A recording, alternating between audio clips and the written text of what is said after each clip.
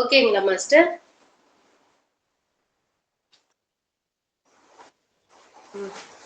வணக்கம் மாஸ்டர். என்னோட பேர் வந்து ஷாலினி. நான் வாணியம்பாடியில இருந்து பேசுறேங்க மாஸ்டர். இன்னைக்கு நான் வந்து சுவாத்தியாயம் கொடுக்க போற புத்தகத்தோட நேம் வந்து நீ தேடுவது உன்னை தேடி கொண்டிருக்கிறது அப்படின்னு சொல்லிட்டு பத்ரிஜி சாரோட புத்தகம் இது. இந்த புக்ல இருந்து தான் இன்னைக்கு நான் வந்து நாலேஜ் கொடுக்க போறேங்க மாஸ்டர். இந்த புக்ல வந்து அவர் வந்து அப்பப்போ மேடை பேச்சுகள்ல இல்ல அந்த டெய்லி வந்து இன்டர்வியூஸ் மாதிரி கொடுப்பாரு. அந்த மாதிரி கொடுத்ததுல இருக்கிற முக்கியமான விஷயங்களை எடுத்து ஒரு புத்தகமா தொகுத்து இருக்காங்க. இது வந்து அகஸ்தியர் ஆசிரமத்துலதான் வந்து இந்த புத்தகத்தை வந்து வெளியிட்டு இருக்காங்க. வாணியம்பாடியில இருக்கிறதுல இந்த புத்தகத்தை வந்து வெளியிட்டு இருக்காங்க மாஸ்டர். இந்த புத்தகத்துல வந்து ஃபர்ஸ்ட் வந்து ஆரம்பத்துல ஒரு சில மேற்கோள்கள் வந்து கொடுத்துருக்காங்க. மேற்கோள்களை வந்து நிறைய புத்தர் மாதிரியான நிறைய குருமார்கள் வந்து நமக்கு அருளிய விஷயங்களை தொகுத்து ஒரு சின்ன சின்ன நெல்மணிகள் போல கொடுத்துருக்காங்க மாஸ்டர். அதுல வந்து ஃபர்ஸ்ட் வந்து நீ தேடுவது எதுவா இருந்தாலும் உனக்கு கிடைக்கும். நீ தேடுவது உணவாக இருந்தால் உணவு கிடைக்கும். நீ தேடுவது ஆன்மாவாக இருந்தால் ஆன்மா கிடைக்கும். இந்த ரகசியத்தை புரிந்து கொண்டோம் என்றால் நாம் தேடுவது நம்மைத்தான் அப்படிங்கிறது நமக்கு புரியும் அப்படின்னு சொல்லிட்டு குறிப்பிட்டார். வாழ்க்கை முழுக்க நம்ம எதையோ தேடி ஓடிக்கிட்டே தான் இருக்கோம். ஆனா கடைசியில பார்த்தோம்னா நம்ம என்ன தேடுறோம்னு பார்த்தா நாம நமக்குள்ள இருக்கிற உள் சுயத்தை தான் தேடிக்கிட்டு இருக்கோம் அப்படிங்கிறது வந்து இவங்க குறிப்பிட்டிருக்காரு. நாம் தேடுவது நம்மை தான் அப்படிங்கிற உண்மை வந்து நமக்கு புலப்படும் அப்படின்னு சொல்லிட்டு சொல்லியிருக்காருங்க மாஸ்டர். அடுத்து வந்து ஓஷோ அவர்கள் வந்து என்ன சொல்லியிருக்காரு, கூட்டத்தில் இருந்து வெளியே வாருங்கள், சிங்கம் போல் தனித்து நில்லுங்கள், உங்கள் சொந்த ஒலிக்கேற்ப முழு வாழ்க்கையும் வாழுங்கள் அப்படின்னு குறிப்பிட்டிருக்காரு. அதாவது பத்ரிஜி ஐயா வந்து எல்லாரும் போலவும் எப்படி வாழாம அவர் இந்த பிரமிடாயனம் அப்படின்னு வந்து இந்த உலகத்தை வந்து ஒரு எல்லாமே வந்து அவங்கவுங்களோட வாழ்க்கைய வந்து அவங்கவுங்களே தான் கரெக்டா எப்படி வாழணும், எப்படி வந்து இது ஒரு பிரமிட் ஜெகத்தாவும் சாத்விக உணவு தான் எல்லாரும் சாப்பிடணும் அப்படிங்கிறதையுமே வந்து முன்னிறுத்தி அவர் வந்து நிறைய விஷயங்கள் வந்து மேற்கொண்டாரு. அவர் எல்லாரும் போலவுமே அந்த மாதிரி ஒரு சகஜமான வாழ்க்கையை வந்து அவர் வாழல. அவர் தனித்து நின்று அவரோட கருத்துக்களை வந்து இந்த உலகத்துக்கு வந்து தைரியமா வெளிப்படுத்தினார். அவரோட சொந்த ஒலிக்கேற்ப அவரோட முழு வாழ்க்கையை அவர் வாழ்ந்த மாதிரி நாமளும் வாழணும் அப்படின்னு சொல்லிட்டு குறிப்பிடுறாரு. அடுத்து வந்து எக்கார்ட் டோலே அவங்க வந்து தி பவர் ஆஃப் நவ் அந்த புத்தகத்துல வந்து என்ன சொல்லியிருக்காங்கன்னா, நிகழ்காலத்துக்கு நம்ம முழுமையா சரணடைஞ்சிடணும் அப்படின்னு குறிப்பிட்டிருக்காங்க. நம்ம நம்ம பழமையான கடந்த காலத்தையும் இல்லாம எதிர்காலத்தையும் இல்லாம நம்ம நிகழ்காலத்துக்கு நம்ம முழுசா சரணடைஞ்சிடணும். ஒவ்வொரு நிமிஷமும் நாம நிகழ்காலத்துல வாழணும் அப்படின்னு குறிப்பிட்டிருக்காரு. அடுத்து வந்து சில நேரங்களில் தனியாக அமர்ந்திருக்கும் போது ஆன்மா வந்து ஞானத்தை சேகரிக்கிறது அப்படின்னு ஒரு ஜென் பழமொழி வந்து குறிப்பிட்டிருக்காங்க. எப்பவுமே நம்ம இந்த இரைச்சலுக்கு நடுவுலே இருக்காம ஒரு சில நேரங்கள் வந்து நம்ம தனிமையில இருக்கும்பொழுதுதான் நம்ம ஆன்மா வந்து ஆன்மாவுக்கு இயற்கையாவே வந்து நம்ம அமைதியாகும் போது பிரபஞ்சத்துக்கிட்ட இருந்து நாம ஞானத்தை வந்து ரிசீவ் பண்ணிக்கிட்டே இருக்கோம் அப்படின்னு சொல்லிட்டு குறிப்பிட்டிருக்காங்க. அடுத்து வந்து நம்ம கை வந்து திறக்கிறது மூடுகிறது, அது எப்பவுமே திறந்தோ இல்ல மூடியோ இருப்பதில்லை. பறவையோட சிறகு வந்து எந்த அளவுக்கு மேல விரியுதோ அதே அளவுக்கு கீழே சுருங்கவும் செய்யுது. இது வந்து சமநிலையா நடக்குது. இது சமநிலையா நடந்தா மட்டும்தான் அதோட பயணிச்சு முன் செல்ல முடியும். அதே மாதிரிதான் நம்ம வாழ்க்கையிலயுமே வந்து சமநிலைய வந்து நம்ம எடுத்துக்கணும். எப்பவுமே மகிழ்ச்சி பெருசாவும் துக்கத்தை வந்து நம்ம சோகமாகவும் அப்படி எடுத்துக்காம இரண்டுக்குமே நாம சமநிலையா நின்று ஈக்குவல் இம்பார்ட்டன்ஸ் தான் நம்ம கொடுக்கணும் அப்படின்னு சொல்லிட்டு ரூமி அவர்கள் வந்து குறிப்பிட்டிருக்காங்க. அடுத்து காயங்கள் தான் ஒளி உள்ளே நுழையும் இடம், அதாவது காயங்கள்னா துன்பங்கள் அப்படின்னு குறிப்பிட்டிருக்காரு. ரூமி அவர்கள் குறிப்பிட்டிருக்காரு. ப்ராப்ளம்ஸ் ஆர் தி ஃப்ரூட்ஸ் அப்படின்ட்டு நம்ம இந்த ஸ்பிரிச்சுவல் லைஃப்ல வந்து நமக்கு பத்ரிஜியா வந்து சொல்லியிருக்காரு. அப்ப ப்ராப்ளம் வர்றதுனாலதான் நம்ம பாடங்கள் கத்துக்க முடியும். அந்த பாடங்களுக்காக தான் நம்ம இந்த பூமியிலேயே பிறப்பெடுத்திருக்கோம் அப்படின்னும் போது அந்த ப்ராப்ளம்ன்றது வந்து உண்மையிலேயே ஒரு மிகப்பெரிய ஃப்ரூட்ஸ் தான் அப்படிங்கிறது நமக்கு புரியுதுங்க மாஸ்டர். அடுத்து வந்து துளியை தவிர்த்து பெருங்கடல் ஆகுங்கள். துளி துளியா நாம அந்த பிரபஞ்ச சக்தி எடுத்துக்கிறத விட்டுட்டு பெருங்கடலாக நாம அந்த தியான வாழ்க்கையில இருந்து நம்ம நன்மைகளையும் இந்த பிரபஞ்ச ஆற்றலையும் எடுத்துக்கணும் அப்படின்னு சொல்லிட்டு ரூமி அவர்கள் குறிப்பிட்டிருக்காங்க. பயத்தை விட பெரிய மாயை எதுவும் இல்லை அப்படின்ட்டு லாவோ ஷூ அவர்கள் வந்து குறிப்பிட்டிருக்காங்க.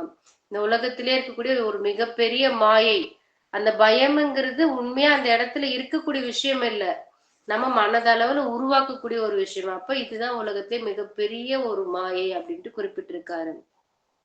அடுத்து கிறிஸ் முர்ரே அவர்கள் வந்து உங்கள் வாழ்க்கையை நீங்கள் முழு ஈடுபாட்டு வாழ்வதை போன்றே இதயபூர்வமாக மக்கள் சொல்வதை கேளுங்கள்.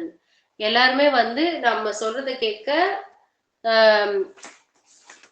நம்ம சொல்றது வந்து, அதாவது நம்ம எதை கொடுக்குறோமோ அதுதான் கிடைக்கும். அதே மாதிரி அடுத்தவங்க சொல்றத நம்ம முழு ஈடுபாட்டோட நம்ம கேட்டோம்னா தான் நாம கூறுவதையுமே வந்து அடுத்தவங்களும் அதே மாதிரி கேட்பாங்க அப்படின்னு சொல்லிட்டு குறிப்பிட்டிருக்காரு. அப்ப முழு ஈடுபாட்டோட நம்ம இதயபூர்வமாக மக்கள் சொல்வதை கேட்க வேண்டும் அப்படின்னு சொல்லிட்டு குறிப்பிடுறாரு. அடுத்து வந்து கலில் ஜிப்ரான் அவர்கள் வந்து நம்ம உடைமைகளை கொடுக்கிறோம், ஒரு சேவையா கொடுக்கிறோம் அப்படிங்கிறது வந்து சிறிதளவு தான் கொடுக்கிறோம், ஆனால் நாம் நம்மையே கொடுக்கும் பொழுதுதான் முழுமையாக கொடுக்கிறோம் அப்படின்னு சொல்லிட்டு குறிப்பிட்டிருக்காரு. அதாவது நம்மளோட உடைமைகள்லாம் நம்ம வச்சிருக்கக்கூடிய நம்ம பணத்தை வைத்து ஒரு சேவையா நம்ம செய்யறது வந்து ஒரு சிறிதளவான சேவைதான். நாம எப்படி நம்மையே முழுமையாக அதில் ஈடுபடுத்தி நாம் அந்த சேவை செய்கிறோமோ அதுதான் உண்மையான முழுமையான சேவை அப்படின்னு சொல்லிட்டு குறிப்பிட்டிருக்காரு. அடுத்து வந்து ஷாரி அமெரிக்கன் போஸ்டிக் அப்படிங்கிறவர் வந்து இந்த பேரார்வம் கொண்ட இந்த வாழ்க்கையை நாம் ஆன்மீக நோக்கத்துடன் வாழ்வதே மிகப்பெரிய பரிசு அப்படின்னு குறிப்பிட்டிருக்காரு. அதாவது இந்த உலகத்துல வந்து செல்வம், ஆரோக்கியம் இது மாதிரி எதுவுமே முக்கியம் இல்லை அப்படின்னு சொல்றாரு. இது எல்லாத்த விட மிகப்பெரிய விஷயம் என்ன அப்படின்னு பார்த்தோம்னா, இந்த வாழ்க்கையை நாம் ஆன்மீக நோக்கத்தோடு மட்டும்தான் வாழணும், அது முழு நம்பிக்கையோடு வாழணும் அப்படின்னு சொல்றாங்க. வாழ்க்கையின் மீது அந்த சரண்டன்ஸோட முழு நம்பிக்கையோட ஒரு பேரார்வத்தோட இந்த வாழ்க்கைய நம்ம ஆன்மீக நோக்கத்தின் பேரில் அணுகணும் அப்படின்னு சொல்லிட்டு குறிப்பிட்டிருக்காரு. அடுத்து ஆர்வமே அனைத்து அழகிற்கான ரகசியம், ஆர்வம் இல்லாவிட்டு அழகின் ஈர்ப்பு தன்மை இருப்பதில்லை அப்படின்ட்டு கிறிஸ்டியன் டியோர் வந்து குறிப்பிட்டிருக்காரு. அதாவது நம்ம இந்த லைஃபை வந்து ஒரு கியூரியாசிட்டியோட ஒரு எக்ஸைட்மெண்ட்டோட நம்ம அணுகணும், ஒரு உயிர்ப்போட நம்ம வாழ்க்கையை வாழணும் அப்படின்னு அதுதான் வந்து ஒரு வாழ்க்கையோட உண்மையான அழகு அப்படின்னு சொல்லிட்டு குறிப்பிடுறாரு.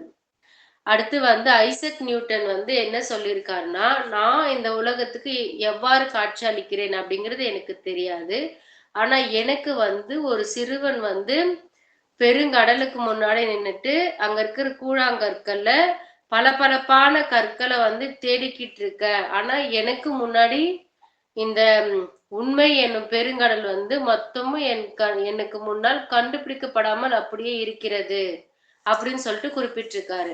அதாவது இவ்வளவு பெரிய பெருங்கடலை பார்க்காம நான் அதுக்கு முன்னாடி இருக்கக்கூடிய அந்த சிறு மண்ணையும் அதுக்கு கூழாங்கற்கல்ல பளபளப்பா இருக்கக்கூடிய கல்லை தேடிக்கிட்டு இருக்கிற ஒரு சிறு குழந்தையாதான் என்னோட கண்ணுக்கு நான் தெரிகிறேன்.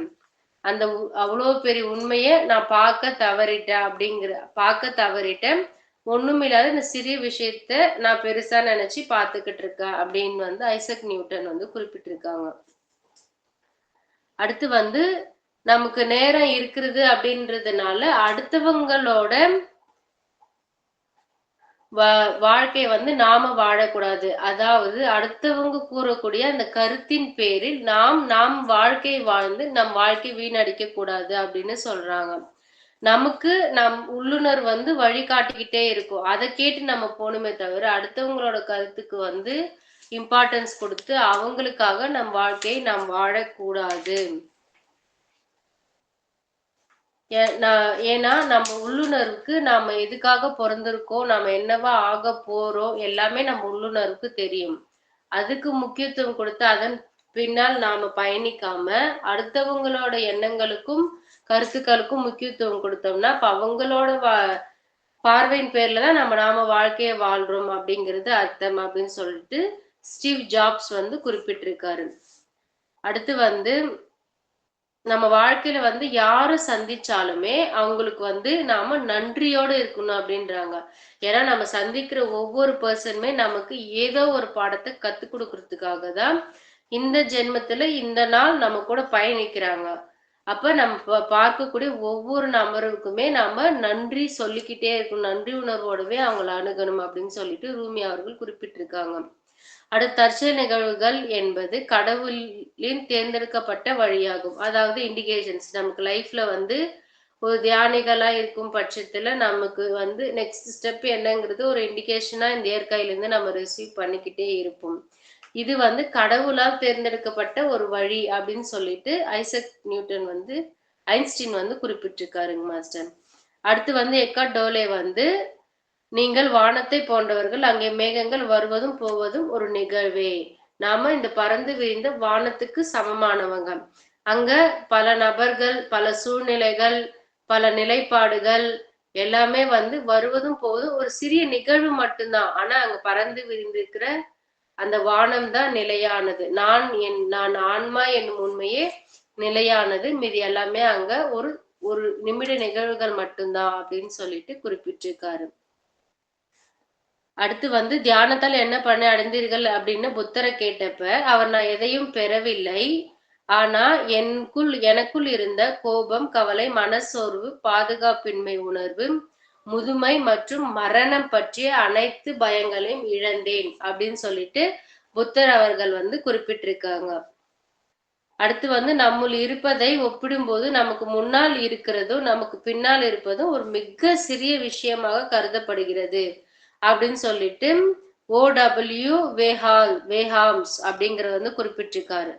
இப்ப நம்ம ஆழ் மனதுக்குள்ள இருக்கிற பொக்கிஷம் வந்து எது மாதிரியோட விவேகானந்தர் சொல்லியிருக்காரு. ஒரு கடலுக்கு அடியில வந்து எந்த அளவுக்கு வந்து விலை உயர்ந்த பொக்கிஷங்கள் வந்து நிறைந்திருக்கும், அதே போலதான் மனிதனுக்குள்ள இருக்கிற ஆழ் மனதுக்குள்ளும் அந்த அத்தனையுமே வந்து புதைந்திருக்கு அப்படின்னு சொல்லிட்டு குறிப்பிட்டிருக்காரு. அப்ப நமக்கு உள்ள இருக்கிற அந்த ஆன்ம ஸ்வரூபத்துல இருக்கிற அந்த சக்தியை விட நமக்கு முன்னாடி இருக்கிற சந்தோஷமாகட்டும் துக்கமாகட்டும் அதுவும் பெருசு இல்ல, நமக்கு பின்னாடி வரப்போகிற எதுவுமே பெருசு இல்ல அப்படின்னு சொல்லிட்டு குறிப்பிட்டிருக்காங்க. அடுத்து வந்து உங்களை இலக்கிலிருந்து கவனத்தை விலக்கும் போது உங்களுக்கு தடைகளே தென்படும். இலக்க பார்த்தோம்னா தடை தெரியாது, தடையை பார்த்தோம்னா இலக்கு தெரியாது. அப்ப நம்ம இலக்கை மட்டுமே பார்த்துட்டு அதை நோக்கியே போகணுமே தவிர நமக்கு வரக்கூடிய தடைகள் மீது அதிக கவனத்தை வந்து நம்ம செலுத்தக்கூடாது அப்படின்ட்டு அனாமதேய அப்படிங்கிறவர் குறிப்பிட்டிருக்காரு. அடுத்து பிறருக்கான சேவையில் உங்களை இழந்து உங்கள் உண்மையான சுயத்தை கண்டறியவும் அப்படின்னு சொல்லிட்டு மகாத்மா காந்தி அவர்கள் வந்து குறிப்பிட்டிருக்காரு. அதாவது நான் தான் செய்யறேங்கிற அந்த சுயத்தையே மறந்து நாம ஒருத்தருக்கு வந்து உதவி செய்யணும். அந்த ஈகோவை இழந்து பிறருக்கான சேவையில் ஈடுபட்டோம்னா தான் நம்மளோட உண்மையான சுயம் என்ன, அதையும் தாண்டி நான் யார் அப்படிங்கறத வந்து நம்மளால புரிஞ்சுக்க முடியும் அப்படின்ட்டு மகாத்மா காந்தி குறிப்பிட்டிருக்காரு. அகந்தை என்பது வெறும் ஒரு மேன்மையான மனப்பான்மை மட்டுமல்ல, அது உங்களை உலகில் உள்ள மற்றவர்களிடம் இருந்து பிரிக்கும் தனித்துவ உணர்வாகும். அதாவது இது வந்து நம்ம ஒரு ஈகோ, ஒரு ஸ்டேட்டஸ், இது ரொம்ப பெரிய ஒரு விஷயம் அப்படின்னு சொல்லிட்டு நினைக்கிறோம். ஆனா உண்மையில என்ன, இது உலகில் இருக்கிற அனைத்து மக்கள் கிட்ட இருந்தும் நம்மள விலக்கி வைக்குது அப்படின்றாங்க. நான் யார் தெரியுமா, நான் எவ்வளவு பெரிய மனுஷன், நான் என்ன வேலை செய்யறேன், எனக்கு கிட்ட எவ்வளவு சொத்து இருக்கு, என்னோட பேர் என்ன தெரியுமா அப்படின்னு, என்னோட பதவிக்கு எவ்வளோ ஒரு பவர் இருக்கு அப்படின்னு சொல்லிட்டு அதை வச்சு மத்தவங்கள நம்ம பார்க்கும்போது இந்த உலகத்துல இருக்கிற மக்கள் கிட்ட இருந்து அது நம்மளை விலக்கி வைக்கிறது அப்படின்னு சொல்லிட்டு குறிப்பிடுறாங்க. அடுத்து உங்களின் சத்தியத்தை பின்பற்ற உங்களுக்கு சுதந்திரம் இருப்பதாக நம்ம நம்புறோம்னா அதே மாதிரி நம்ம கூட இருக்கிறவங்களுக்கு அவங்களோட சத்தியத்தை பின்பற்றவும் பூரண சுதந்திரம் இருக்கு. நம்ம யாரோட விஷயத்திலையும் தலையிடவும் கூடாது. அதே போல நாம விஷயத்திலயுமே வந்து அடுத்தவங்க கருத்து சொல்றாங்கன்னா அதை எந்த அளவுக்கு எடுத்துக்கணுமோ நாம அந்த அளவுக்கு எடுத்துக்கணும் அப்படின்னு சொல்லிட்டு குறிப்பிடுறாங்க. இந்த பிரபஞ்சம் உங்களுக்கு உதவும் என்றும் நம்பிக்கையுடன் இருங்கள். எப்பவுமே வந்து நாம அந்த மூல சைத்தன்யத்தின் மீது முழு நம்பிக்கையோடு நம்ம வாழ்க்கையை தொடர்ந்து பயணித்து கொண்டே இருக்கணும் அப்படின்னு சொல்லிட்டு குறிப்பிடுறாங்க. அடுத்து வந்து நீங்களுடைய உண்மையான நம்பகத்தன்மை, நேர்மை மற்றும் உண்மையுடன் உங்கள் எல்லைகளை ஒப்புக்கொள்ளும் பொழுது, அதாவது அக்செப்டன்ஸ். நான் யாரு? எனக்கு என்னால இந்த விஷயங்கள் தான் செய்ய முடியும். என்னோட சக்தி இதுக்குள் உட்பட்டது. எனக்கு இந்த விஷயத்துல இந்த மாதிரியான ஒரு சிறிய இயலாமைகளும் இருக்கு அப்படின்னு சொல்லிட்டு, நான் என்னவா இருந்தாலுமே அத முழுமையான அக்செப்டன்ஸோட நான் எடுத்துக்கணும் அப்படின்னு சொல்றாங்க. அந்த மாதிரி நம்ம எடுத்துக்கும் போது நம்மளோட உள்ளார்ந்த ஒளி வந்து பிரகாசிக்க தொடங்கும் அப்படின்னு சொல்றாங்க. அப்ப நீங்கள் உங்க எல்லைக்குட்பட்ட நிலையிலும் அது எல்லைக்குட்பட்ட நிலையிலுமே நமக்குள்ள ஏதாவது ஒரு தனித்திறமை கண்டிப்பாக இருக்கும். அப்ப அந்த தனித்திறமையோட நமக்குள்ள இருக்கிற அந்த குற்றம் குறைகளோடவும் நம்மள முழுமையாக ஏற்றுக்கொள்ள வேண்டும் அப்படின்னு சொல்லிட்டு குறிப்பிட்டாரு. Full acceptance. நம்மளோட நிறை குறை எல்லாத்தோடுமே நான் இதுதான் அப்படின்னு சொல்லிட்டு நம்மளை ஏத்துக்கணும் அப்படின்னு சொல்லிட்டு குறிப்பிட்டிருக்காங்க. அடுத்து வந்து நமக்குள்ள இருக்கிற சுயத்துக்கு உண்மையா இருக்கணும். நம்ம அகக்குரலுக்கு வந்து நம்ம செவி மடுக்கணும். அந்த குரல் சொல்றதன் படி வந்து நாம வந்து நடக்கணும் அப்படின்னு சொல்றாங்க. எப்படி இரவு பகலை தொடர்வது போல நாமும் நம் உள் சுயத்திற்கு உண்மையாக இருந்து அதை பின்தொடர்ந்து செல்ல வேண்டும் அப்படின்னு சொல்றாங்க. ஃபர்ஸ்ட் வந்து நம்ம இன்னர் செல்ஃப் மேல முழுமையான நம்பிக்கை வைத்து அந்த அகக்குரல் கூறக்கூடியதை நம்ம ஏத்துக்கிட்டு அதன் வழி நம்ம வாழ்க்கையில நடக்கணும் அப்படின்னு சொல்லிட்டு குறிப்பிடுறாங்க. அப்படி இல்லாம மத்தவங்களுக்காக பொய்யா நம்ம ஒரு வாழ்க்கை வாழ்றோம்னா அது மிக மிக தவறானது. அந்த மாதிரி நம்ம ஒரு வாழ்க்கை வாழக்கூடாது அப்படின்னு சொல்றாங்க. அப்ப நம்ம தவறுகளை வந்து ஒப்புக்கொள்வது வந்து நம்ம வாழ்க்கையோ நம்ம தொழிலோ எந்த விதத்திலும் பாதிக்காது அப்படின்னு சொல்றாங்க. அதை அந்த தவறை வந்து மறைக்க நம்ம முயற்சி செய்யறவங்களை விட அதை வெளிப்படையாக ஒப்புக்கொண்டு மாற்றிக்கொள்பவர் மிக சிறப்பானவர் அப்படின்னு சொல்லிட்டு குறிப்பிட்டிருக்காங்க. இதுதான் வந்து பல முன்னோர்கள் வந்து நமக்கு அப்பப்போ கொடுத்த இந்த முத்தான விஷயங்களை தொகுத்து வந்து ஃபர்ஸ்ட் சாப்டர்ல கொடுத்துருக்காங்க மாஸ்டர். அடுத்து வந்து பத்ரிஜி ஐயாவோட கருத்துக்கள் வந்து நம்ம இப்ப பார்க்கலாம்.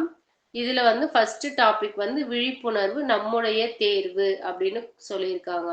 அதாவது விழிப்புணர்வு அவேர்னஸா நம்ம இருக்கிறது அப்படிங்கிறது வந்து நம்மளோட ஒரு சாய்ஸ் அப்படின்னு சொல்றாங்க. அதாவது we create our own reality அப்படின்னு சொல்லிட்டு நமக்கு தெரியும். அது எப்படி நம்மளோட ரியாலிட்டியை நம்ம எப்படி கிரியேட் பண்றோம் அப்படின்னு பார்த்தோம்னா, நம்மளோட கருத்துக்கள், நம்மளோட நம்பிக்கைகள், நம்மளோட விருப்பு வெறுப்புகள் இது எல்லாமே வந்து நாம தான் உருவாக்கி இருக்கோம். இது நமக்குள்ள இருக்கிற அந்த பிலீஃப் சிஸ்டத்தை வச்சுதான் ஒவ்வொரு நிமிஷமும் நம்ம திங்க் பண்ணி அதுக்கேற்ற மாதிரி செயல்கள் புரிகிறோம். அந்த எண்ணங்களுக்கும் செயல்களுக்கும் ஆன அவுட்புட் வந்து ஃபியூச்சர்ல வந்து நாம அனுபவிக்கிறோம் அப்படின்னு சொல்றாங்க. அப்ப இது உருவாக்குனதுனால இதோட உரிமையாளர்களும் நாம தான் நம்ம வாழ்க்கையை உருவாக்கி இருக்கோம் அப்படின்றாங்க. அப்ப நீங்கள் ஏதாவது ஒன்றை விரும்பினால் அது அர்த்தம் உள்ளது அப்படின்னு நான் ஏற்றுக்கொள்கிறேன் அப்படின்னா அதை நான் உருவாக்குகிறேன் என் வாழ்க்கையில் அப்படின்னு குறிப்பிடுறாங்க. இது வந்து எனக்கு ஓகே கரெக்ட் தான் அப்படின்னு என்னோட தாட் பேட்டர்ன்ல இருக்கு, என்னோட பிலீஃப் சிஸ்டம்ல இருக்குன்னா அது சம்பந்தப்பட்ட நிகழ்வுகள் தான் என் வாழ்க்கையில் நடக்கும் அப்படின்னு குறிப்பிடுறாங்க. அதே மாதிரிதான் அடுத்தவங்களுக்குமே வந்து நம்ம அதே மாதிரி அவங்க வாழ்க்கைய வந்து அவங்களோட எண்ணங்களுக்கு ஏத்த மாதிரி அவங்க உருவாக்கிக்கிட்டு இருக்காங்க. நாம உருவாக்குற மாதிரியே அவங்களும் உருவாக்கிக்கிட்டு இருக்காங்க. அப்ப நம்மளோட எண்ணம் போல நம்ம வாழும்போது அடுத்தவங்களுக்காக நம்ம விருப்பங்களை புறக்கணிக்க கூடாது அப்படின்னு குறிப்பிடுறாங்க. அதே மாதிரி மத்தவங்களுக்கு நாம நிரூபிக்கணுங்கிற இதுவும் கிடையாது அப்படின்னு சொல்றாங்க. அப்ப நீங்கள் இந்த உண்மையை ஒரு முறை நாம தெரிஞ்சுக்கிட்டோம்னா அப்ப அதுக்கு மேல நம்ம சுதந்திரமாக உணர்வோம் அப்படின்றாங்க. அதாவது எல்லாம் விதிப்படிதான் நடக்கும், என் கையில எதுவும் இல்லை அப்படிங்கிற கருத்திலிருந்து வெளிவந்து என்னோட வாழ்க்கை நானே வடிவமைக்கிறேன் அப்படிங்கிற அந்த சுதந்திரத்தை வந்து என்னால இப்ப உணர முடியும் அப்படின்னு சொல்லிட்டு குறிப்பிடுறாங்க. அப்ப உங்களுடைய உணர்வு மட்டுமே உங்களுக்கு உண்மையான வழிகாட்டி. நம்மளோட உணர்வுகள் தான் நம்மள வழிகாட்டி கொண்டு போகுது. அதுல வந்து மத்தவங்களோட எண்ணங்களுக்கு ஏத்த மாதிரி நம்ம வாழ்க்கைய வாழ்றோம்னா, அது தவறு அப்படின்னு சொல்றாங்க. அப்போ அவங்க சொன்னாலுமே அத புரிஞ்சுக்கிட்டு, நமக்கு ஏத்த மாதிரி அதிலிருந்து என்ன எடுத்துக்கலாம் அப்படின்னு சொல்லிட்டு, நாம தான் யோசிச்சு நம்ம வாழ்க்கையில இந்த அத வந்து ஒரு தேர்வா எடுக்கிறோம். அது ஒரு சாய்ஸா எடுத்துக்கிறோம். இப்ப நமக்கு ஒருத்தர் வந்து ஒரு விஷயம் சொல்றாங்க அப்படின்னும்போது, அத அப்படியே எடுத்துக்காம, அத ஒரு சாய்ஸா, ஒரு தேர்வா எடுத்துக்கிட்டு, கான்ஷியஸ் அவேர்னஸோட நம்ம அத பார்த்து, அது நமக்கு தகுந்த மாதிரி நாம எடுத்துக்கணும். அதே மாரி அடுத்தவங்க வாழ்க்கையிலயும் இந்த கருத்து திணிப்புங்கிற விஷயத்த நம்ம செய்யக்கூடாது. அப்படின்னு சொல்றாங்க. நமக்கு எப்படி இதுக்கு சுதந்திரம் இருக்கோ, அதே மாதிரி அடுத்தவங்களுக்கும் இந்த சுதந்திரத்த நாம குடுக்கணும். யார் விஷயத்திலயும் நம்ம வந்து இன்டர்ஃபியர் பண்ணக்கூடாது அப்படின்றாங்க. அடுத்து வந்து நீங்கள் ஒரு உயிருள்ள காந்தம். அப்ப நம்ம வாழ்க்கையில வந்து நம்மளோட இலக்குகள் உடன் இணக்கமாக உள்ள சரியான மக்களை, யோசனைகளை, வாய்ப்புகளை எப்பவுமே வந்து நம்ம நோக்கி ஈர்த்து கொண்டே இருக்கிறோம். நம்ம ஒரு பாசிட்டிவ் மைண்ட் செட்ல ஒரு பாசிட்டிவ் பிலீஃப் சிஸ்டம்ல இருக்கிறோம்னா, அதுக்கு ஒத்த மக்களை வந்து நம்ம மக்களையோ, சூழ்நிலைகளையோ நம்ம ஈர்ப்போம். அதே நெகட்டிவா இருக்கிறோம்னா, அது சம்மந்தப்பட்ட விஷயங்களையும், நபர்களையும் நாம ஈர்ப்போம். அப்ப நம்ம உயிருள்ள காந்தமாக செயல்படுகிறோம் அப்படின்னு சொல்லிட்டு குறிப்பிட்டிருக்காங்க. விழிப்புணர்வு என்பது வெறுமனே விழித்திருப்பது மட்டும் அல்ல. அதாவது கனவு காணுங்கள் அப்படின்னா தூங்கிட்டு கனவு காண்றது இல்ல அப்படின்ட்டு எப்படி சொல்றாங்களோ அதே மாதிரி விழிப்புணர்வு என்பது வெறுமனே நம்ம முழிச்சிட்டு இருக்கோம்னா அது விழிப்புணர்வு கிடையாது அப்படின்றாங்க. கவனத்தோட ஒரு குறிப்பிட்ட தீவிரத்துடன் முழுமையாக இருப்பதை விழித்திருத்தல். ஒரு அவேர்னஸோட நம்ம ஒவ்வொரு நிமிஷமும் இருக்கிறது தான் விழித்திருத்தல் அப்படின்னு குறிப்பிடுறாங்க. அத வந்து சூபிக்கள் வந்து இன்னும் அதுக்கு ஒரு படி மேல போய் விழிப்புணர்வுக்கு என்ன அர்த்தம் குடுக்குறாங்க அப்படின்னு பார்த்தாங்கன்னா, தன்னை சுற்றி உள்ளவற்றுடன் அவங்க வாழ்றது மட்டும் இல்லாம, அதற்குள் இருக்கும் தெய்வீக தன்மை உணரக்கூடிய திறனுடையவர்களாக அவங்க இருந்தாங்க. ஒரு அவேர்னஸ் ஸ்டேட்ல நின்னு சுத்தி இருக்கும் கூட வாழ்றது மட்டும் இல்லாம, சுத்தி இருக்கக்கூடிய ஒவ்வொரு பொருட்கள், ஒரு ஒரு விஷயங்கள், ஒவ்வொரு மனிதர்களுக்குள்ளவும் இருக்கிற அந்த தெய்வீகத்தை உணரக்கூடிய திறன் அவர்களுக்கு இருந்தது அப்படின்னு குறிப்பிட்டிருக்காங்க. அடுத்து வந்து நாம செய்யக்கூடிய ஒவ்வொரு சின்ன விஷயத்திலும், ஒவ்வொரு சிறிய செயல்களையுமே நாம அனலைஸ் பண்ணி பார்க்கணும். செல்ஃப் அனலைஸ் பண்ணணும் அப்படின்றாங்க. நம்முடைய எண்ணம், உணர்ச்சி, இப்ப என்ன மாதிரியான உணர்வுகள் நம்ம அனுபவிச்சுட்டு இருக்கோம். இது எல்லாத்தையுமே வந்து நாம ஆராய்ஞ்சு பார்க்கணும். நம்ம சுற்றியுள்ளவை மற்றும் உங்களுக்குள் இருக்கும் அனைத்தையும் நம்ம விழிப்போடு இருப்பதற்கான ஒரு வாய்ப்பா மாத்திக்கணும். ஒரு ஒரு விஷயம் நடந்தாலுமே அதை இன்னும் நம்ம விழிப்பா அதை நம்ம கவனிச்சு என்ன பண்ணணும் அப்படின்னு சொல்லிட்டு நாம செயல்படணும் அப்படின்னு சொல்லிட்டு குறிப்பிட்டாங்க. நம் விழிப்புடன் இருந்தால் மட்டுமே வளர்ச்சிக்கான முடிவற்ற சாத்தியங்கள் இருக்கும். ஒரு ஒரு ஸ்டெப்பையுமே நம்ம அவேர்னஸா வைக்கும்போது, அங்க இருக்கிற வாய்ப்புகள் நம்ம கண்களுக்கு தென்படும். அப்படி அவேர்னஸ் இல்லாம நம்ம வந்து போகும்போது, அது எதுவுமே வந்து நமக்கு தென்படாது அப்படின்னு சொல்லிட்டு குறிப்பிடுறாங்க. அடுத்து வந்து இப்ப அவேர்னஸா இருக்கிறது நம்மளோட ஒரு சாய்ஸ் அப்படின்னு பார்த்தோம். இப்ப அவேர்னஸ்னா என்ன? விழிப்புணர்வு. அத பத்தி நம்ம பார்க்க போறோம் மாஸ்டர். இதுல வந்து அவேர்னஸா இருக்கிறதுனா அப்படின்னா என்னன்னா, நம்மளுக்கு வந்து தினமும் வந்து நிறைய 60,000 எண்ணங்களுக்கு மேல தோன்றுது அப்படின்னு நமக்கு தெரியும். அப்போ ஒரு ஒரு மனதிலும் ஒவ்வொரு நிமிஷமும் நூற்றுக்கணக்கான எண்ணங்கள் வந்து தோன்றிக்கிட்டே தான் இருக்கு. இருந்தாலுமே அந்த எண்ணங்கள் வந்து எந்த திசையில் போகுதோ அதன் பின்னால் நாம போகாம அந்த எண்ணங்களுக்கு மேலே எண்ணங்களுக்கு மேல நம்ம உயர்ந்து போக வேண்டும் அப்படின்னு சொல்றாங்க. அதாவது ஒரு தேர்ட் பர்சன் பாயிண்ட் ஆஃப் வியூல இருந்து நாம நம்மளோட எண்ணங்களை வந்து அணுகணும். அதாவது அந்த பெரிய ஜாயிண்ட் வீல்ல வந்து ஒரு மேல இருந்து நம்ம தூரம் இருக்கிற ஒரு விஷயத்தை நம்ம பார்த்தோம்னா எப்படி பார்ப்போமோ அந்த மாதிரி நமக்கு தோன்றக்கூடிய ஒரு ஒரு எண்ணங்களையும் ஒரு அட்டாச்மெண்ட் ஜட்ஜ்மெண்ட் இல்லாம ஒரு தேர்ட் பர்சன் பாயிண்ட் ஆஃப் வியூல இருந்து நம்ம அணுகணும் அப்படின்னு சொல்லிட்டு குறிப்பிடுறாங்க. அப்ப அந்த வானம் போலாக வேண்டும். நம்ம அந்த பிரச்சனைக்கு உள்ளவே இருக்காம அதுல இருந்து வெளிவந்து தூரம் இருந்து அந்த வானம் போலாக வேண்டும். இந்த நிலையில் நம்ம வெளியிருந்து கவனிப்பவராக மாறுகிறோம். பிரச்சனைக்குள்ள இருந்த நாம இப்ப கவனிப்பவரா மாறுகிறோம். அப்ப இது வந்து சுய விழிப்புணர்வு பாதையில் நம்மளை கொண்டு செல்லும். நாம நம்மளே வந்து விழிப்புணர்வா அணுகக்கூடிய ஒரு பாதையில வந்து இது நம்மளை கொண்டு செல்லும் அப்படின்னு சொல்லிட்டு குறிப்பிடுறாங்க. அப்ப விழிப்புணர்வு அப்படிங்கிறது ஒவ்வொரு தேடலின் தொடக்க புள்ளி அப்படின்றாங்க. அதாவது இப்போ ஒரு பிசினஸ்னா அதோட ஸ்டார்டிங்ல இருந்தே அதை கான்சியஸ் அவேர்னஸோட அணுகணும். என்ன நீட் இருக்கு, இந்த பிசினஸ் வந்து பண்ணலாமா, இதுக்கு வந்து எந்த மாதிரி பொருள் வேணும், இதை நம்ம எங்க ரிசோர்ஸ் பண்ணணும், இதுக்கு சேல்ஸ் வந்து எந்த இடத்துல அதிகமா சேல் ஆகும், எந்த பீப்புளுக்கு அதிகமா சேல் ஆகும் அப்படின்னு சொல்லிட்டு ஒவ்வொரு ஸ்டார்டிங் ஸ்டேஜ்ல இருந்து ஒவ்வொரு ஸ்டெப்லயுமே அவங்க அந்த அவேர்னஸா அதை அணுகிட்டே இருக்கணும். ஏதாவது ஒரு பாயிண்ட்ல அவங்க கவனிக்காம விட்டுட்டாலுமே அங்க அவங்களுக்கு பெரிய நஷ்டங்கள் வந்து வரக்கூடும். அப்ப எந்த ஒரு தேடலின் தொடக்க புள்ளியாகவும் விழிப்புணர்வு தான் இருக்கணும் அப்படின்னு சொல்லிட்டு குறிப்பிடுறாங்க. அப்படி விழிப்புணர்வு இல்லைன்னா நாம அந்த வழியில சென்றடையக்கூடிய அந்த வழியில வந்து நாம அங்கேயே தத்தளித்து நின்று விடுவோம்.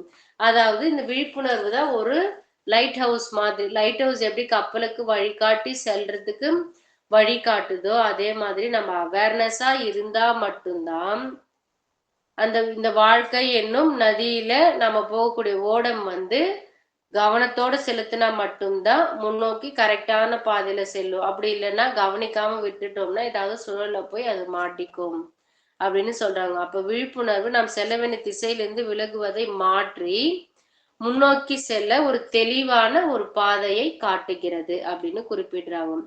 இப்ப நாம டிக்கெட் வாங்கிட்டு பஸ்ல ஒரு ஆட்டோல ஏறணும்னா கூட நம்ம கரெக்டான பாதையில போறோமான்னு சொல்லிட்டு அவேர்னஸா நம்ம பார்த்துட்டே வருவோம். சப்போஸ் அவங்க வேற எதுனா வழி மாறி போறாங்கனாலும் அப்பதான் நம்மளால கண்டுபிடிக்க முடியும். அப்படி அவேர்னஸா இல்லாம நம்ம தூங்கிட்டோம் இல்ல வேற ஏதோ ஒரு யோசனையில மூழ்கி போயிட்டோம்னாலும் நம்ம கரெக்டான பாதையில போகிறோமாங்கிறது நமக்கே தெரியாது. நெக்ஸ்ட் இந்த விழிப்புணர்வு அப்படிங்கிறது விழிப்புணர்வு என்பது உங்கள் வாழ்க்கையின் அனைத்து அம்சங்களிலும் நாம் அதிக தெளிவோடு வாழ்வதற்கு ஒரு இது ஒரு அடித்தளம் அப்படின்றாங்க. இன்னும் ஒரு ஹையர் கிளாரிட்டியோட நம்ம லைஃப்பை வாழ்றதுக்கு இந்த விழிப்புணர்வு தான் யூஸ் ஆகும் அப்படின்னு சொல்றாங்க. இந்த விழிப்புணர்வு இருந்தால் மற்றவர்கள் எதை உங்களுடன் ஆழமா எதை நம்ம கிட்ட கம்யூனிகேட் பண்ண விரும்புறாங்கங்கிறத நம்ம புரிஞ்சுப்போம்.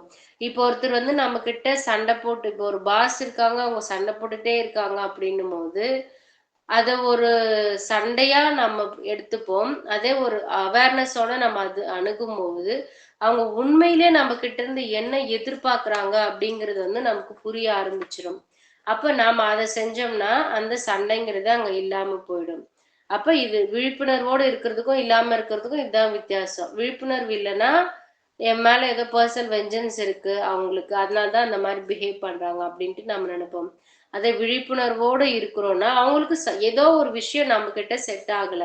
ஒருவேளை டைமுக்கு அந்த ஒர்க்கை முடிக்காததா இருக்கலாம், இல்ல லேட்டா வர்றதா இருக்கலாம். ஏதோ ஒரு விஷயம் வந்து அவங்களுக்கு பிடிக்காம இருக்கலாம். அது என்னன்னு ஐடென்டிஃபை பண்ணி நாம ரெக்டிஃபை பண்ணணும்னா அப்ப அந்த இடத்துல நம்ம அவேர்னஸா இருந்தா மட்டும்தான் அதை செய்ய முடியும். அப்ப நம்ம சுத்தி இருக்கிற மக்களோட ஒரு ரிலேஷன்ஷிப்பை நம்ம பெட்டரா ஹேண்டில் பண்ணணும்னா கூட நம்ம அவேர்னஸா இருந்தா மட்டும்தான் இதை பெட்டரா டீல் பண்ண முடியும். அடுத்து வந்து நம்மளுடைய செயல்கள், எதிர்பார்ப்புகள், நம்பிக்கைகள் இது எல்லாத்துக்குமே நாமே பொறுப்பு அப்படிங்கறத நம்ம ஏத்துக்கிட்டோம், அக்செப்ட் பண்ணிக்கிட்டோம். இது எல்லாமே என்னோட எண்ணங்களால் தான் விளையுது அப்படின்னு சொல்லிட்டு நம்ம அக்செப்ட் பண்ணிக்கிட்டோம் அப்படின்னா இது எப்படி நம்ம செயல்களை பாதிக்குது அப்படிங்கிறத நம்ம இன்னும் அவேர்னஸோட நம்ம தெரிஞ்சுக்க முடியும் அப்படின்னு சொல்றாங்க. இது எல்லாத்துக்குமே நான் தான் காரணம். அப்ப மேற்கொண்டு என் வாழ்க்கை எப்படி இருக்கணும், அப்ப எந்த மாதிரி என்னோட எண்ணங்கள் பிலீஃப் சிஸ்டம் நான் மாத்தணும் அப்படின்னு சொல்லிட்டு எல்லாமே வந்து நான் அனலைஸ் பண்றதுக்கு இந்த விழிப்புணர்வு தான் வந்து உதவுது அப்படின்னு குறிப்பிடுறாங்க. அடுத்து மக்கள் பெரும்பாலும் மற்றவர்களையே மதிப்பிடுகிறார்கள். ஆனா உண்மையிலே தாங்களையே அறிஞ்சுக்கிறது இல்லை. நான் நான் என்னோட உண்மையான சக்திங்கிறது என்னங்கிறதே எனக்கே தெரியாதப்ப மக்கள் பொதுவா வந்து அடுத்தவங்களை ஜட்ஜ் பண்ண இவங்க இப்படி அப்படின்னு சொல்லிட்டு அடுத்தவங்களை ஜட்ஜ் பண்ண தவிர அவங்களே அவங்க முழுதா தெரிந்து கொள்வதில்லை அப்படின்னு குறிப்பிடுறாங்க. ஃபெயில் டு அனலைஸ் தெம்செல்ஸ் அவங்களவே அவங்க முழுமையா தெரிஞ்சுக்கல. அப்ப உங்களை அறிந்து கொள்வது மிகவும் கடினம் அப்படின்னும் போது மத்தவங்களை எப்படி நம்ம தெரிஞ்சுக்க முடியும்? முழுசா என்னையே தெரிஞ்சுக்கல. அப்போ எனக்கு என் கூட இருக்கிறவங்க இவங்க இப்படிதான் இவங்க இப்படிதான் மத்தவங்களை என்னால எப்படி ஜட்ஜ் பண்ண முடியும் அப்படின்னு சொல்லிட்டு அது கிட்டத்தட்ட முடியாத ஒரு காரியம் அப்படின்னு சொல்லிட்டு குறிப்பிடுறாரு. அப்ப உன்னை அறிவதே மிக உயர்ந்த ஞானம் அப்படின்னு சொல்லிட்டு அரிஸ்டாட்டில் குறிப்பிட்டிருக்கார். உன்னை அறிந்தால் நீ உன்னை அறிந்தால் ஃபர்ஸ்ட் நீ உன்னைதான் தெரிஞ்சுக்கணும், அதுவே மிகப்பெரிய விஷயம், உயர்ந்த ஞானம் அப்படின்னு சொல்லிட்டு அரிஸ்டாட்டில் வந்து குறிப்பிட்டிருக்காரு. அதிக விழிப்புணர்வு வந்து நம்மை யதார்த்தத்திற்கும் விருப்பமான சிந்தனைக்கும் இடையே இருக்கக்கூடிய அந்த வேறுபாட்டை அறிய உதவுது. அதாவது இப்போ நான் எந்த ஸ்டேஜ்ல இருக்கேன், நான் என்னவா ஆகணும்னு விரும்புறேன், இது இரண்டுக்கும் இருக்கக்கூடிய வேறுபாடு என்ன அப்படிங்கிறதையே வந்து நான் தெரிஞ்சுக்கிறதுக்கு இந்த அவேர்னஸா இருக்கக்கூடியதுதான் உதவும் அப்படின்னு சொல்லிட்டு குறிப்பிடுறாங்க. அப்ப உள்ளுணர் வந்து எனக்குள்ள என்ன நடக்குது, நான் ஏன் இந்த மாதிரி நடந்துக்கிறேன் அப்படின்னு சொல்லிட்டு எல்லாத்தையுமே புரிஞ்சுக்க உதவுது அப்படின்னு சொல்றாங்க. அதாவது ஒரு விஷயம் நடக்கும்போது எனக்குள்ள அது சம்பந்தமா எந்த மாதிரியான எண்ணங்கள் உணர்வுகள் தோன்றுது, நான் ஏன் இந்த விஷயத்துக்கு இந்த மாதிரி ரியாக்ட் பண்றேன் அப்படின்னு சொல்லிட்டு எல்லாத்தையுமே நம்ம அவேர்னஸா இருக்கும்போது தெரிஞ்சுக்க முடியும் அப்படின்னு சொல்லிட்டு குறிப்பிடுறாங்க. நெக்ஸ்ட் வந்து நம்மளோட காதுகள் கண்களை இது எல்லாத்தையுமே திறந்து வைத்து கொண்டு இதயபூர்வமாக முழு கவனத்துடன் கேட்கும்போது நம்ம விழிப்புணர்வு நிலையை அடைய முடியும் அப்படின்னு சொல்றாங்க.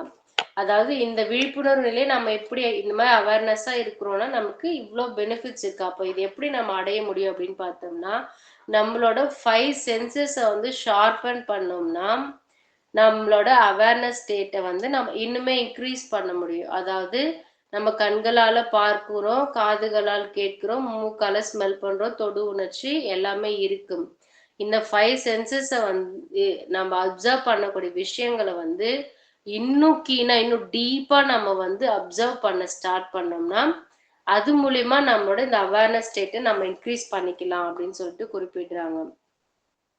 அடுத்து வந்து பெரும்பாலான மக்கள் வந்து காதுகளால் தான் கேட்கிறார்கள், ஆனால் உண்மையிலே உடல் மொழிகள் தான் அடுத்தவர்களுடன் தொடர்பு கொள்வதற்கான முக்கியமானது அப்படிங்கிறத தவற விட்டுறாங்க.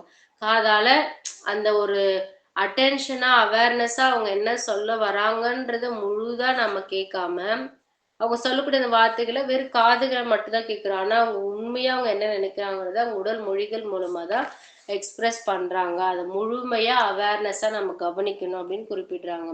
நீங்கள் அதை உணரவில்லை என்றாலும் நீங்கள் தேடுவது எப்போதும் உங்களை தேடிக்கொண்டுதான் இருக்கிறது. அது எப்படி அப்படின்னம்னா பிரபஞ்சமே இப்படிதான் வடிவமைக்கப்பட்டிருக்கு.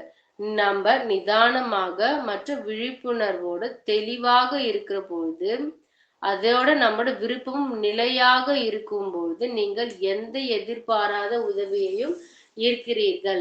அதாவது நாம ரொம்ப ரிலாக்ஸ்டா நிதானமா பொறுமையா விழிப்போட ரொம்ப தெளிவா கிளாரிட்டியா ஒரு டிசைர் வச்சிருக்கோம். அதுவுமே நிலையா இருக்கு, மாறிக்கிட்டே இல்லை, அப்படி நிலையா இருக்கு அப்படின்னும் போது நீங்கள் எந்த அந்த விஷயம் சம்பந்தப்பட்ட எந்த எதிர்பாராத உதவியோ அப்ப அந்த ஸ்டேட்ல நம்ம நோக்கி ஈர்க்கிறோம்.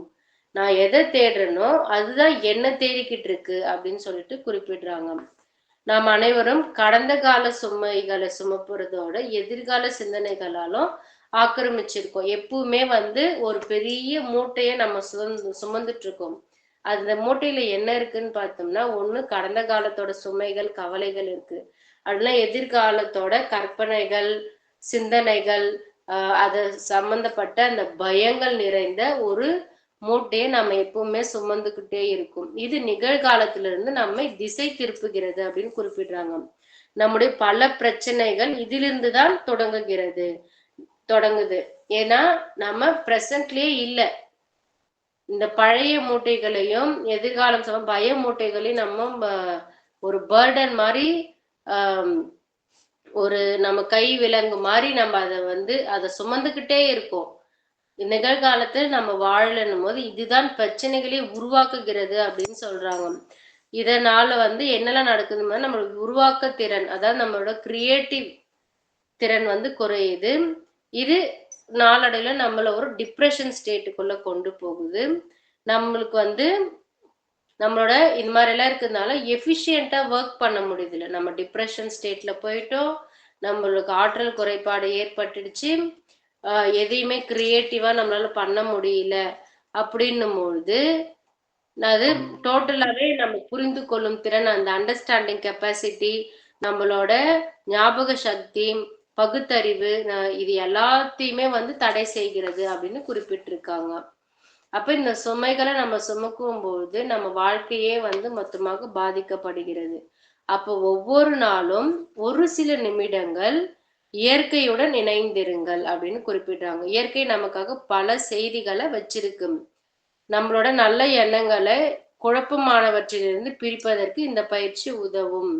அதாவது இயற்கை வந்து நமக்கு நிறைய இண்டிகேஷன்ஸ் கொடுக்க காத்துக்கிட்டு இருக்கு.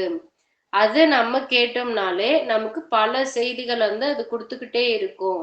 நமக்கு நெறைய எண்ணங்கள் வருது. அதுல எந்த எண்ணத்துக்கு நம்ம முக்கியத்துவம் கொடுத்து ஏற்றுக்கொள்ள வேண்டும் அப்படிங்கிற ஒரு கிளாரிட்டி வந்து இயற்கையே நமக்கு குடுக்கும் அப்படின்றாங்க. அப்ப ஒவ்வொரு நாளும் சிறிது நேரம் அமைதியா, தனியாக இயற்கையில் செலவிடுவது இன்றியமையாதது. நம்ம இண்டிவிஜுவல் கான்ஷியஸ்னஸ்ல வந்து இருக்க முயற்சி செய்யணும் கண்டிப்பா, அப்படின்னு குறிப்பிடுறாங்க.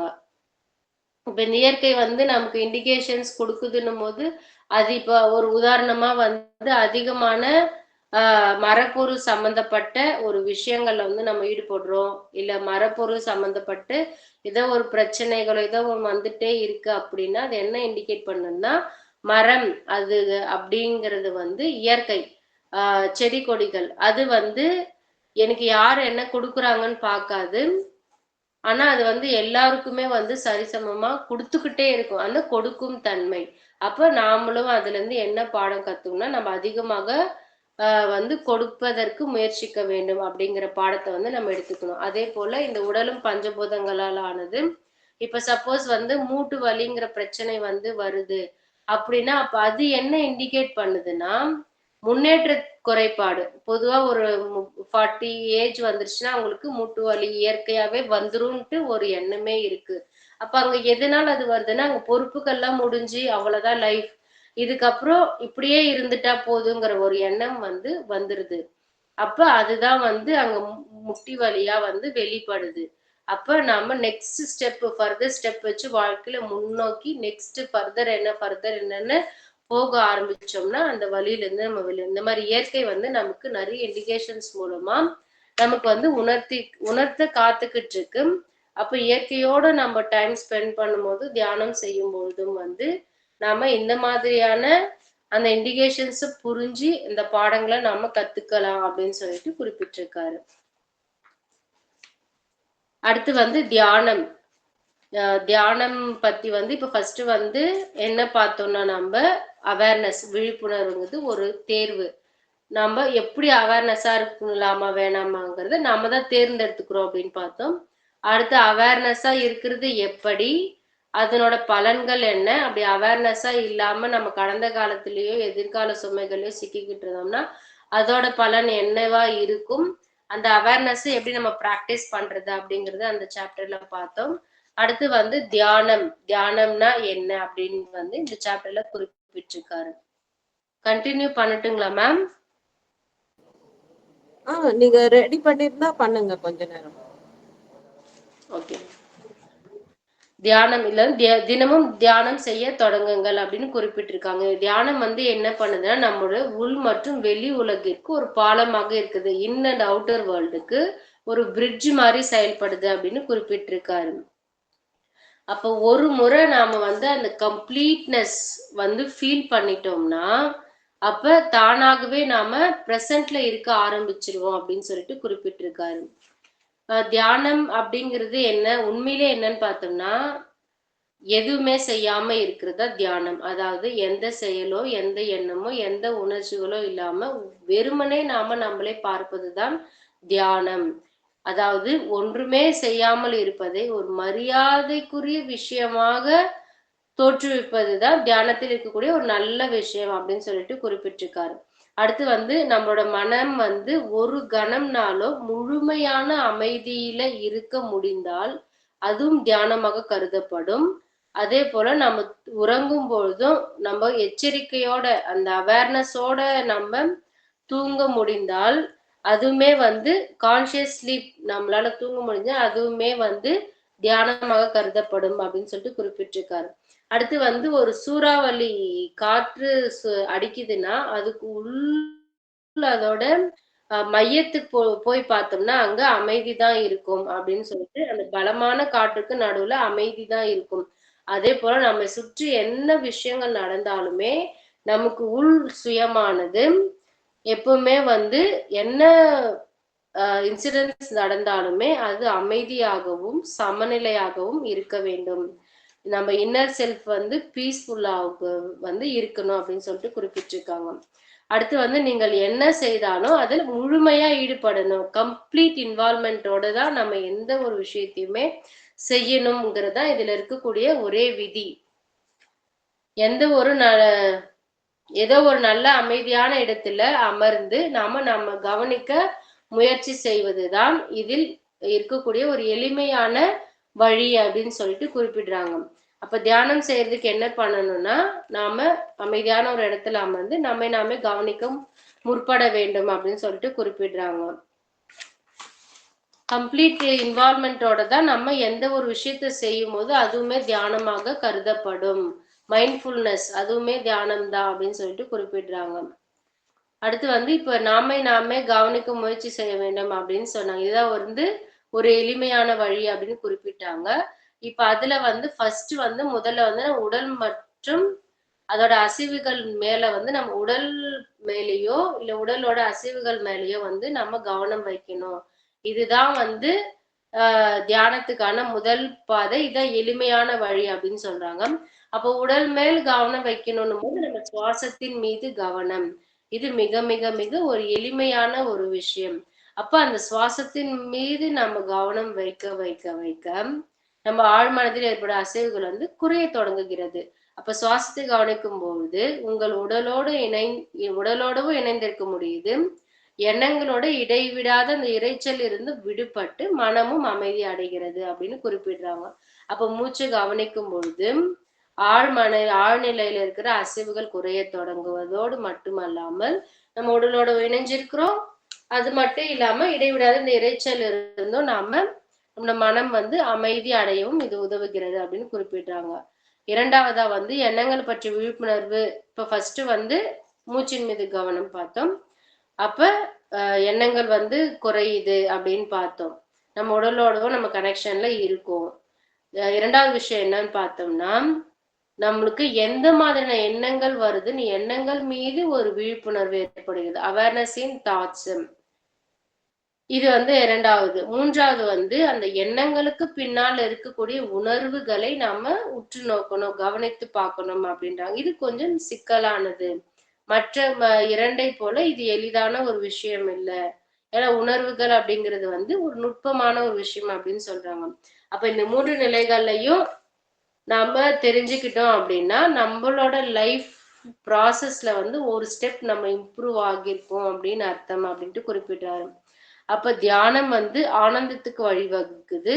மேலும் பேரானந்தம் அப்படிங்கிறது ஒரு ஸ்டேட், அது வந்து ஒரு நிலைப்பாடு. இந்த தியானம் தான் வந்து அந்த பேரானந்த நிலைக்கு நம்மளை கொண்டு செல்கிறது. இது வந்து மகிழ்ச்சிக்கும் அப்பாற்பட்ட விஷயம்தான் இந்த பேரானந்தம் அப்படின்னு சொல்லிட்டு குறிப்பிடுறாங்க. அப்ப நாம தொடர்ந்து கவனிக்கும் பொழுது என்ன நடக்குது, இந்த மாதிரி நம்ம தாட்ஸை கவனிக்கிறோம். ஃபர்ஸ்ட் மூச்சை கவனிக்கிறோம், எண்ணங்கள் குறைய தொடங்குது. அப்ப அங்க இருக்கக்கூடிய எண்ணங்களை கவனிக்கிறோம், எண்ணங்களுக்கு பின்னாடி இருக்கிற உணர்வுகளை கவனிக்க ஆரம்பிக்கிறோம். அப்படின்னும் பொழுது நாம நம்மளோட மையத்தை வந்து உணர தொடங்குகிறோம். Identify our inner self. நமக்குள்ள இருக்கிற அந்த மையத்தை நம்ம கொஞ்சம் உணர ஆரம்பிக்கிறோம். அப்ப படிப்படியாக மற்றொரு மாற்றம் வந்து நடக்க தொடங்குது. அது என்னன்னு பார்த்தோம்னா அந்த சேஞ்சஸ் வந்து நமக்குள்ள இருந்து நடக்குது அப்படின்னு சொல்றாங்க. இப்ப இது வரைக்கும் நம்ம வாழ்க்கையில நம்ம ஏதாவது மாத்தோம்னா நம்ம வெளியே நம்ம செயல்கள்ல வந்து மாற்றங்கள் வந்து ஏற்படுத்தி பார்த்திருப்போம். இப்பதான் முதல்ல நமக்கு உள்ளிருந்து அந்த மாற்றங்கள் நிகழுது. அந்த மாற்றங்களையும் நாம ஒரு கவனிப்பாளரா இருந்து பார்ப்போம் அப்படின்னு சொல்றாங்க. அப்ப பார்ப்பதும் நாம தான், பார்க்கப்படுவதும் நாம தான். எல்லாமே நாம மாறி அந்த ஒன்னஸ் ஸ்டேட்டுக்கு வந்து இந்த தியானம் அப்படிங்கிறது வந்து கொண்டு செல்கிறது அப்படின்னு குறிப்பிட்டிருக்காங்க. இதான் தியானம் அப்படிங்கிற சாப்டர்ல வந்து பத்ரிஜாயா கொடுத்திருக்கக்கூடிய கருத்துக்கள். அடுத்து தியானம் வந்து கவனித்தல். இப்போ தியானம் பண்றோம், மூச்சு கவனிக்கிறோம், எண்ணங்கள் கவனிக்கிறோம். அப்ப அந்த கவனித்தல் அப்படின்னா அது என்ன அப்படின்னு பார்த்தோம்னா, அப்ப நம்ம ஒரு நாளைக்கு 60,000த்துக்கும் மேல எண்ணங்கள் தோன்றுது அப்படின்னும் பொழுது, இந்த எண்ணங்கள் வந்து நம்மை இவ்வளவு நாள் நம்மை கட்டுப்படுத்தி இந்த எண்ணங்கள் பின்னால் தான் நம்ம போய்கிட்டு இருக்கோம். எண்ணங்கள் வந்து நம்மளை கட்டுப்படுத்தி இருக்கிற அந்த சக்தியை இழக்க தொடங்குகிறது அப்படின்னு சொல்றாங்க. அந்த எண்ணங்கள் வந்து பலமற்று வீழ்கின்றன. இதனால வந்து நம்மளுடைய எண்ணங்கள் வந்து இல்லாத சிறிய தருணங்களை முதல்ல நாம உணர தொடங்குவோம் அப்படின்றாங்க.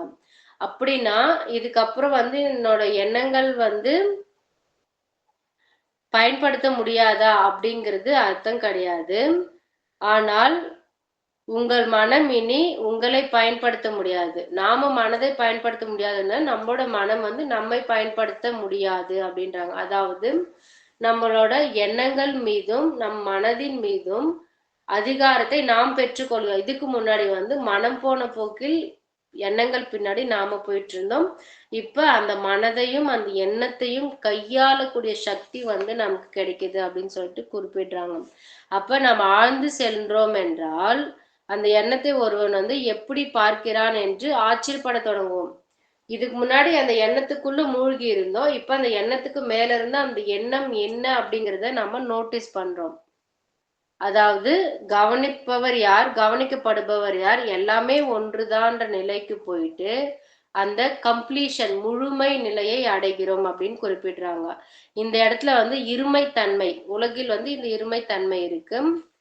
நாம வேற, மத்தவங்க வேற, இந்த உலகத்தில் இருக்கிற எல்லாமே வேற வேறன்ட்டு நாம நினைச்சிட்டு இருக்க அந்த எண்ணங்கள் இருந்து நமக்கு நாம கொஞ்சம் விலகி எல்லாமே ஒன்றுதான் அப்படிங்கிற அந்த புரிதல் வந்து நமக்கு வர தொடங்குது அப்படின்னு சொல்றாங்க.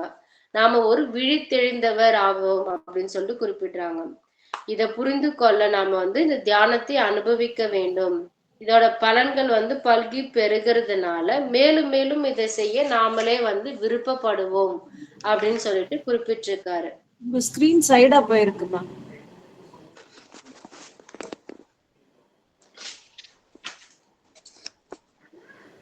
ஓகேங்களா மேம்? இல்லையே, சைடா தான் இருக்கு.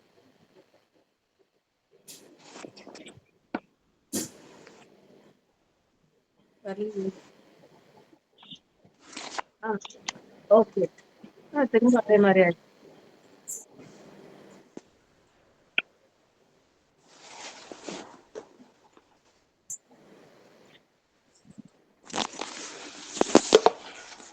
திரும்ப அதே மாதிரி. ஓகே.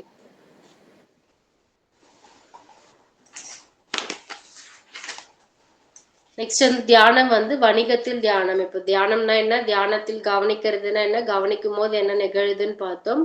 அடுத்து வந்து பிஸ்னஸ்ல வந்து தியானம் வந்து எந்த மாதிரியான பங்கு வகிக்குது அப்படின்னு சொல்லிட்டு குறிப்பிட்டிருக்காரு. இந்த தியானம் செய்யறது மூலமா நம்மளோட கவனிப்பின் ஆற்றலும் வந்து நம்மளோட அகசக்தியின் வலிமையும் வந்து மேம்படுது அப்படின்றாங்க. நம்ம ரொம்ப எஃபிஷியண்டா ஃபோக்கஸ் பண்ண முடியுது.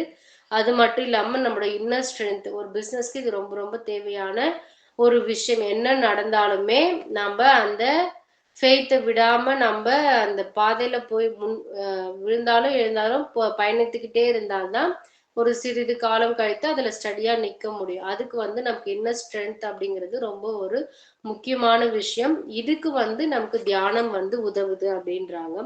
அடுத்து வந்து நம்மளோட எமோஷனல் மேனேஜ்மெண்ட்டுக்குமே வந்து இந்த தியானம் வந்து ஒரு மிகப்பெரிய பங்கு வகிக்குது. இந்த சூழ்நிலைக்கு ஏத்த மாதிரி நம்ம எப்படி செயல்படணும் அப்படிங்கிற ஊக்கத்தை கொடுத்து நம்ம எமோஷனை பேலன்ஸ் பண்றதுக்கு இது நமக்கு உதவுது அப்படின்னு சொல்றாங்க. அப்போ அடுத்து சக்சஸ்ஃபுல் பீப்புளோட டெய்லி ஹேபிட்ல நம்ம எடுத்து பார்த்தோம்னா கண்டிப்பா அதுல வந்து தியானம்ங்கிற விஷயம் வந்து கண்டிப்பா அதுல இருக்கும் அப்படின்னு சொல்லிட்டு குறிப்பிட்டிருந்தேன். அவங்க டெய்லி வந்து அவங்க வாழ்க்கையில ஒரு நடைமுறையா வந்து இதை கொண்டு வச்சிருப்பாங்க அப்படின்னு சொல்லிட்டு குறிப்பிடுறாங்க. அடுத்து வந்து தியானம் அப்படிங்கிறது வந்து வணிகத்தில் ஒரு பொதுவான அங்கமா இப்ப ஆகிடுச்சு. 1000க்கும் மேற்பட்ட கூகுளர்கள் வந்து உங்களுக்குள்ளே தேடுங்கள் அப்படின்னு சொல்ற ஒரு வணிக பயிற்சி திட்டத்துல வந்து கலந்துக்கிட்டாங்க. அதுல ஒரு ஜென் துறவியான எழுத்தாளர் திக் நாட் ஹான் அப்படிங்கிறவர் வந்து 2011ல கூகுள் நிறுவனத்தை பார்வையிட்ட போது அங்க ஒரு திட்டத்தை கொண்டு வர்றாரு. என்ன திட்டம் பார்த்தோம்னா, அமைதியான கவனத்துடன் கூடிய மதிய உணவு அப்படிங்கிற ஒரு திட்டத்தை வந்து மாதம் 2 முறை வந்து அவங்க பின்பற்றி வந்தாங்க. மைண்ட்ஃபுல்னஸோட இப்போ வந்து பிஸ்னஸ்ல வந்து பீப்புள் அவங்க ஒர்க்கர்ஸ்க்கு எல்லாருக்குமே வந்து மைண்ட்ஃபுல்னஸோட அவங்களோட ப்ரொடக்டிவிட்டி இன்க்ரீஸ் பண்றதுக்காக மைண்ட்ஃபுல்னஸ், இந்த மெடிடேஷன் இந்த மாதிரியான விஷயங்கள் வந்து இப்போ நிறைய வந்து இன்ட்ரடியூஸ் பண்ணிக்கிட்டு இருக்காங்க. அடுத்து வந்து தொடர்ந்து தியானம் செய்யறதுங்கிறது ஒவ்வொரு தொழிலதிபரும் கம்பல்சரி வந்து பின்பற்றக்கூடிய ஒரு விஷயமா இருக்கு அப்படின்னு சொல்லிட்டு குறிப்பிடுறாங்க. இதுக்கு வந்து எந்த ஒரு சிறந்த சாதனங்களோ பயிற்சியோ தேவையில்லை. இப்பொழுதே நம்ம நினைச்சா கூட அதை செய்ய தொடங்கலாம். அப்ப எப்படி தியானம் செய்வது அப்படின்னா, அதிகாலையில தியானமும் தினமும் வந்து அதிகாலையில எழுந்து தியானம் செய்யுங்கள். முடிந்தால் இயற்கையின் அண்மையில இருந்து நம்ம தியானம் செய்ய முயற்சிக்க வேண்டும் அப்படின்னு குறிப்பிடுறாங்க.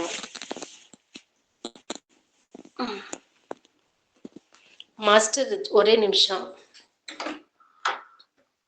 ஓகேப்பா.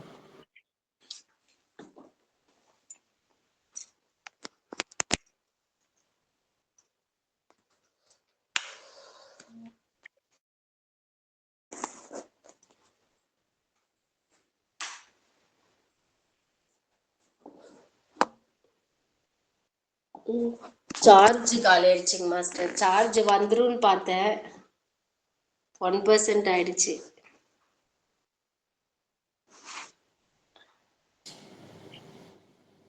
நெக்ஸ்ட் கிளாஸ்ல கண்டினியூ பண்ணாங்களா மாஸ்டர்? நெக்ஸ்ட் பண்ணிக்கலாம். போதும் போதும். Thank you thank you so much. நான் வெளியே இருந்தேன்னா மொபைலே விட்டுட்டு போயிட்டேன் நானு.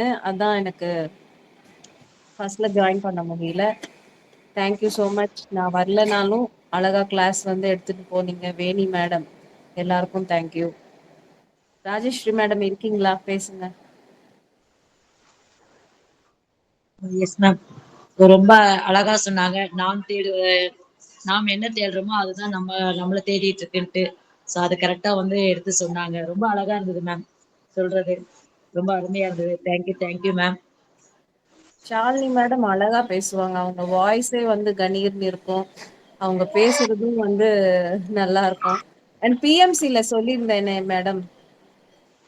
எஸ் மேம், சார் சொல்லியிருந்தாரு. ஆனா குழந்தைங்க இருக்காங்க, பாத்துக்கோங்க. ம். உங்களுக்கு முடியும் அப்படின்னா பண்ணுங்க, இல்லைன்னா பரவாயில்ல. ஏன்னா நமக்கு குழந்தைதான் ஃபர்ஸ்ட். Okay okay thank you. நீங்க வந்து இவ்வளோ நேரம் எடுத்து பசங்களை வச்சுட்டு கூட எடுத்திருக்கீங்க. Thank you so much. நம்ம இதோட முடிச்சுக்கலாம். Thank you thank you masters. தேங்க்யூ.